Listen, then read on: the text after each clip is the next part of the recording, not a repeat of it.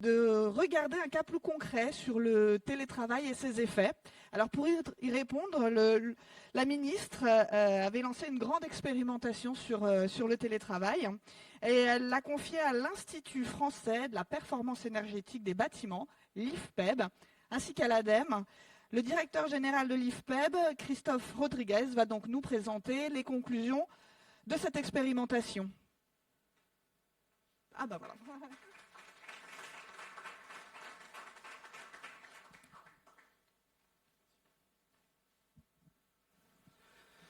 Très bien, donc bonjour à toutes et à tous. Je suis Christophe Rodriguez, je dirige l'IFPEB. Je vais vous présenter les enseignements de cette étude qui visait à révéler le bilan énergétique du télétravail et évidemment en déduire des bonnes pratiques qui soient largement diffusables. Alors rappelons tout d'abord que cette étude est une étude qui a été menée sur la base de l'expérimentation et de la mesure. On a eu la chance d'avoir 10 bâtiments sans volontaires de l'administration, de l'ADEME, qui se sont prêtés au jeu et qui ont rempli des formulaires qu'on leur demandait de remplir, et surtout qui nous ont donné accès à leurs données de consommation, puisque je rappelle que l'IFPEB a des homologations qui nous permettent de traiter, avec des conditions de confidentialité, d'anonymisation, ces consommations. Et donc on a analysé des consommations pas à pas, et on a essayé d'en déduire un bilan global et des enseignements. On a fait une première communication en début d'année. On avait 2 mois de recul, donc on avait déjà des premières données énergétiques, et on avait 2 enseignements que je vous partage, qui sont ceux du début de l'année. Le premier, c'est que lorsqu'on regarde la partie bureau, lorsqu'on est au bureau, en fait, le télétravail peut générer une économie d'énergie intéressante s'il est organisé. Organisé, ça signifie finalement profiter d'une sous-occupation ou d'une stratégie de densification pour mettre en sommeil, de façon partielle, un plateau de bureau, voire totale, des fermetures programmées, les bureaux. Ça veut dire quoi, mise en sommeil? Ça veut dire finalement couper le chauffage, la ventilation, la climatisation, baisser ou couper. Et donc, vous l'avez compris, étude fondée sur l'expérimentation, on a fait des tests. On a fait des tests de fermeture et on a mesuré et on s'est aperçu que le bilan global, bureau, transport, logement, était positif. Quelques mois plus tard, on a à présent 5 mois de données, on a consolidé les données, on a mené des enquêtes dans les logements et je vais vous présenter les résultats définitifs. Commençons par parler de la consolidation des résultats. Le bilan énergétique est global est positif, voire très positif. Quelques chiffres clés à retenir. On se rend compte que sur une journée avec une fermeture de site tertiaire programmée en hiver, on va avoir une économie d'énergie moyenne constatée dans le cadre de l'expérimentation entre 25 et 35%. Lorsqu'on regarde l'impact carbone, il est supérieur, notamment, cela est lié évidemment aux transports qui sont bien souvent carbonés. Donc premier enseignement. Si on regarde un peu l'aspect graphique, vous retrouvez ici 4 colonnes, ce qui se passe dans les transports, dans les bureaux, dans le résidentiel et au global. Et à chaque fois, vous voyez le scénario, le télétravailleur est sur son lieu de travail, le scénario, il est à la maison. Dans les transports, on a une économie qui est assez significative, quasiment de 100%. Dans les bureaux, on se rend compte qu'avec la fermeture programmée sur une journée définie, par exemple le vendredi, le lundi, on a fait différents tests, on peut avoir une économie de 50%. Là, on est dans un exemple à Paris, mais ayons en tête qu'on avait des sites à Paris, en zone rurale, périurbaine. Et dans le résidentiel, on a un rebond. L'effet rebond, vous savez, c'est on rentre chez soi, donc on rallume les installations, on va avoir plus de consommation, qui est plus faible que ce qu'on pensait, qui est de l'ordre de 8%, donc avec un bilan énergétique global. Donc on a mené une enquête pour essayer de comprendre ce qui se passait dans les logements, et je vous en parle dans quelques instants.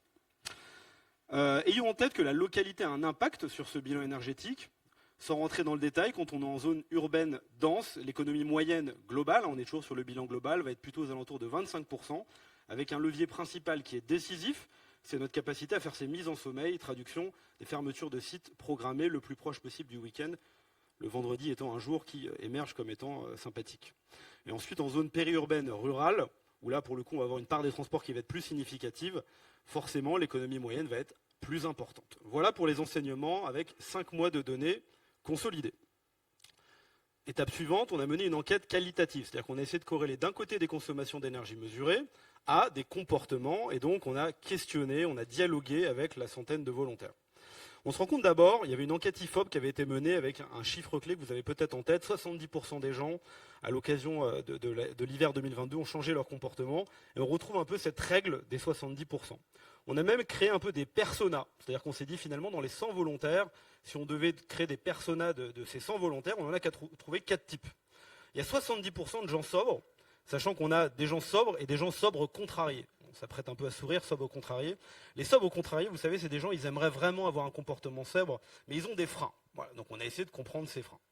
Lorsqu'on regarde l'analyse des consommations d'énergie, je ne vais pas vous ennuyer avec cette formidable gaussienne qui a émergé, mais en fait le rebond est assez faible et donc on a mené une enquête, on s'est dit pourquoi le rebond est-il si faible. Certains d'entre vous auraient même peut-être détecté que parfois, quand je travaille chez moi, je génère une économie d'énergie, ce qui est totalement contre-intuitif.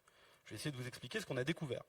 Premier élément découvert, c'est qu'en fonction du système de chauffage, le rebond n'est pas le même. Lorsque les gens ont des convecteurs électriques ou des systèmes individualisés de chauffage électrique, ils sont plus à l'aise ou ils vont mieux en fait paramétrer les phases de mise en sommeil de leur chauffage.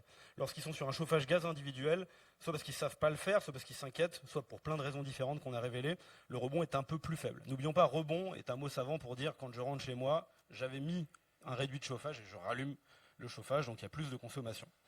Et donc on a continué à creuser pour essayer de comprendre ce qui se passait, pourquoi finalement 34% des gens ne font pas de réduit. Voilà, c'est quand même la question un peu cornélienne. Et donc on a identifié 3 facteurs majeurs que je vous partage. Un, évidemment l'humain, le comportemental, on a vu les personas tout à l'heure, les connaissances techniques, voilà, ai-je suffisamment de connaissances pour opérer ces opérations de réduit, le confort thermique, voilà, j'ai peur, en rentrant chez moi, d'avoir des difficultés, des problèmes de confort. Et aussi, une idée reçue sur la peur de surconsommer si je fais du réduit. Voilà, je me dis, si je fais du réduit, je vais rentrer chez moi, il va y avoir énormément de consommation et je vais y perdre à la fin. Une idée reçue, du coup, à déconstruire. Ensuite, deuxièmement, l'occupation. En fait, on se rend compte qu'il y a beaucoup d'occupations partielles des logements. Il se passe des choses. Et parfois, d'ailleurs, on a un conjoint qui a un comportement moins sobre que soi-même. Donc, quand on télétravaille, il y a une économie. Je vous explique tout à l'heure cet effet d'économie qui est un peu bizarre. Donc on peut avoir effectivement des conjoints qui télétravaillent, des personnes âgées, des enfants, voire même, ça prête à sourire, mais des animaux domestiques. Et donc je ne fais pas de réduit quand je suis chez moi. Et enfin, évidemment, les difficultés techniques, plus on peut facilement piloter, plus facilement on va mettre en place le réduit. Et j'en profite pour faire un clin d'œil à l'occupation partielle. Quand il y a une occupation partielle du logement, l'enjeu du pilotage, ça va être de pouvoir faire des mises en sommeil partielles du logement. Dernier point, le déploiement plus large, et j'ai bientôt terminé, c'est promis. On anime depuis quelques mois à présent un groupe de travail avec une dizaine de grands acteurs économiques qui se sont intéressés de près aux résultats de cette étude. On avait livré les premiers enseignements début d'année et on se rend compte qu'il y a un peu des stratégies qui émergent, des stratégies de densification des bureaux avec des partages de retours d'expérience qu'on a pu glaner.